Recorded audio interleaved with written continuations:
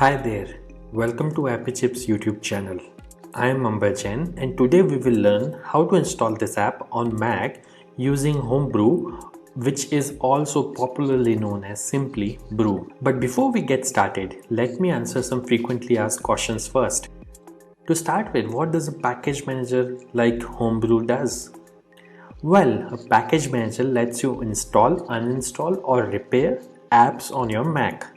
A package manager is very similar to App Store on macOS or Microsoft Store on Windows operating systems, except that a package manager uses commands that you type on Mac terminal to install or uninstall different programs. Some of the popular package managers for Mac include Homebrew, Nix, and Macports. And if you are coming from a Linux background, you will feel at home with Homebrew, especially if you have used package managers like apt, pacman, yum, etc. on Linux based operating systems. Next up, is it safe to install the Mac apps via Homebrew? Short answer, yes. In fact, Homebrew is the most popular and thus most widely used package manager on macOS. Moreover, Homebrew is a non-profit member of Software Freedom Conservancy Foundation, also known as SFC Foundation. Many other open source projects like Git, BusyBox, Samba, Wine are all part of this Software Freedom Conservancy organization.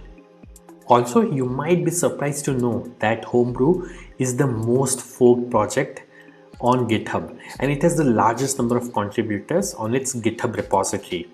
Many devs at organizations like Google, Apple, Dropbox, Stripe, etc. use Homebrew to set up different development environments on their MacBooks and iMacs. Next question.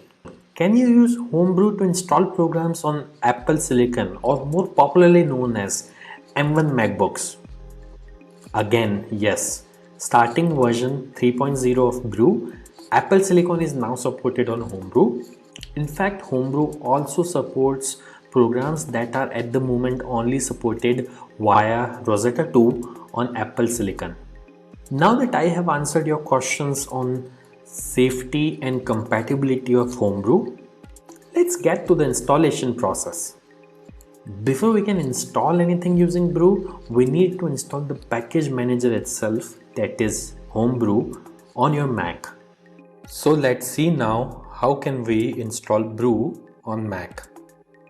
Let me open my Mac here. First, you need to press Command and space on your keyboard. This will open Spotlight Search on your Mac. And then you have to type terminal.app. You will see this terminal app. Simply double click on it to open terminal. Let me maximize this terminal window. Now we need to copy paste the command to install Homebrew from the Brew website. So open your web browser and simply go to the website brew.sh. Once you are on the website, you will see this section called Install Homebrew, which has a command that you can simply copy by clicking on this button over here. Once it is copied, you have to go back to terminal, right click, paste. Now that the command is copy paste over onto this terminal, press enter. This will start Brew installation. Now it is prompting me to enter my user's password on Mac.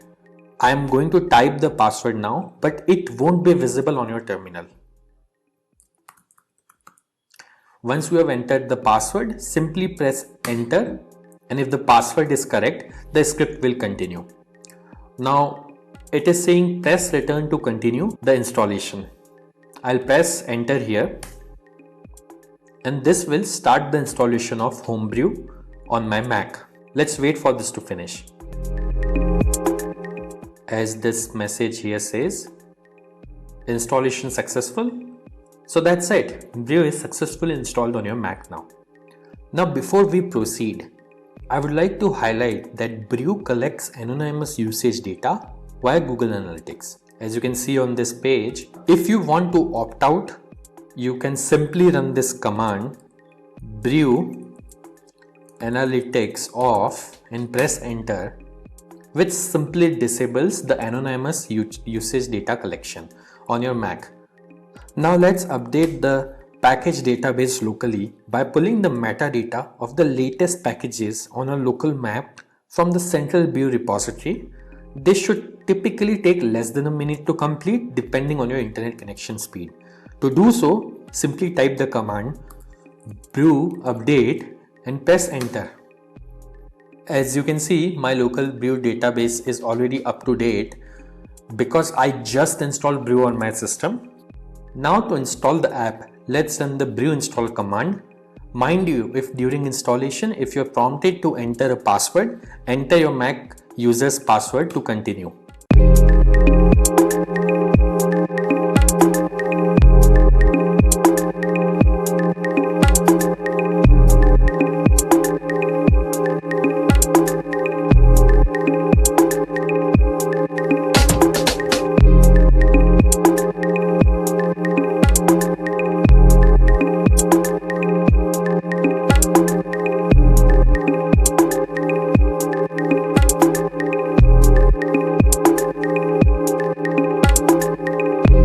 That's it. The installation was successful. If this video was useful, don't forget to hit the like button. And if you faced any problems during the installation in this video, please leave a comment below and somebody from AppyChip team will reply back to you. If in future any app installed using Brew stops working, then you can simply reinstall it using the command brew space reinstall space the name of the program. For example, I'll try to reinstall this program called Hello, which is already installed on my system. As you can see, it is downloading the program and it says reinstalling Hello, and now Hello is successfully installed. And if you want to uninstall any app installed using Brew, simply run brew space uninstall space the name of the program. In this case, I will try to uninstall the program Hello, which is already installed on my system. As you can see, within a few seconds, it says the program is successfully uninstalled. Also, over time, Brew might end up consuming disk space on your Mac as it keeps installers of the programs that you had installed on your hard disk in a cache directory. So you can use the brew space cleanup command once every 6 to 12 months to free up some space on your Mac. This command removes app installers and older versions of the packages only. It would not uninstall any of the apps that you have installed. As you can see, Brew cleanup was successfully run on my system. So do subscribe to our channel as we have tutorials for installation of over 9,000 programs on Mac, which will come handy. If you need to install other apps on Mac in future, chances are that we have got it covered already.